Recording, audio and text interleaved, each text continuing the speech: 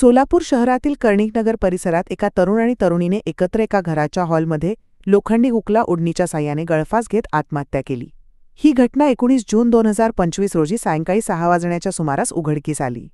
दोघांची नावे समोर आली असून त्या तरुणाचे नाव रोहित भीमू ठणकेदार वय वर्ष 23 राहणार शांतीनगर मड्डी वस्ती सोलापूर व तरुणीचे नाव अश्विनी वीरेश केशापुरे वय वर्ष 23 राहणार बागलकोट कर्नाटक असे आहे।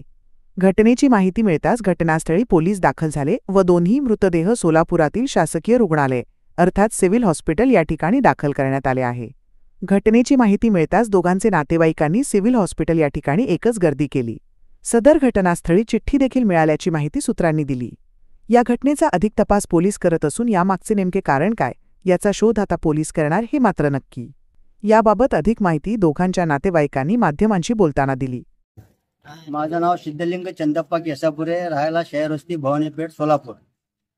माझी भावाची मुलगी आहे, ती राहायला शहर वस्तीला आहे। कॉलेजला डी फार्मसीला बागलकोटला होती।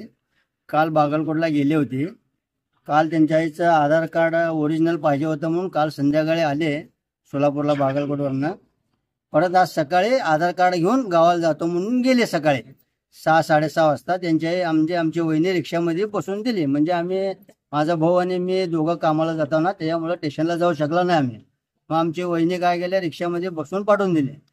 पाठवून दिल्यावर फोन लावले आमच्या वहिनी, कुठं काय आहे म्हणून। ते वाट्यामध्ये जे गाव येते ते गाव उगा नावं सांगितली ना, मी ह्या गावाला त्या गावाला म्हणून सांगितले। मग त्यांच्या मामाला फोन लावला, त्यांचा मामा म्हणला मी बी लावा लागलो, तरी फोन उचलले ना त्यांना म्हणतात एवढंच। दोघांनी एकासोबत गळफास घेतलेली आहे, नेमकं काय प्रकरण होतं दोघांमध्ये काय माहित आहे? काहीच कल्पना नाही आम्हाला, आजपर्यंत काहीच कल्पना नाही।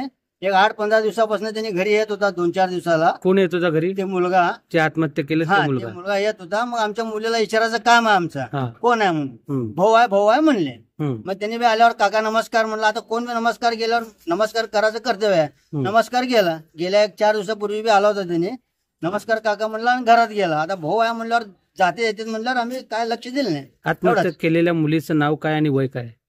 आत्महत्या केलेल्या मुलीचं नाव अश्विनी वीरेश्वर केसापुरे, वय 23 काय करत होते, शिक्षण वगैरे काय? डी फार्मसी झालं होतं। Okay, thank you. माझं नाव राजू पुजारी आहे। ते आमचं माझं मेहना आहे रोहित ठणकेदार। मग त्यांनी टेटस ठेवत होता पोरगीचं, मला ताई म्हणून। ते काय कळलं नाही मला, ते असं जसं झालेलं। मग त्यांची आई दोन भांडा करते, त्यांचं वडील किन्नर गावाला जात आहे। लहान भाऊ आहे, लहान बहीण आहे। ते आपल्याला काय कळू दिलं नाही। मुलगा ड्रायव्हिंग करत होता।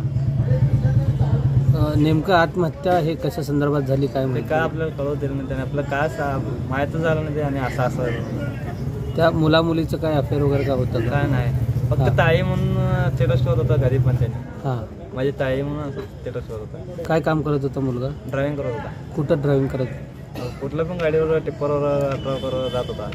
एक टिप्पर केलं नाही त्याने एक जागी। नेमकं आत्महत्या करण्याचं काय कारण वगैरे? काय कारण घरातलं तर काय कारण केलं नाही। नाव काय पोराचं पूर्ण? रोहित भीमाशंकर ठणकेदार। ओके।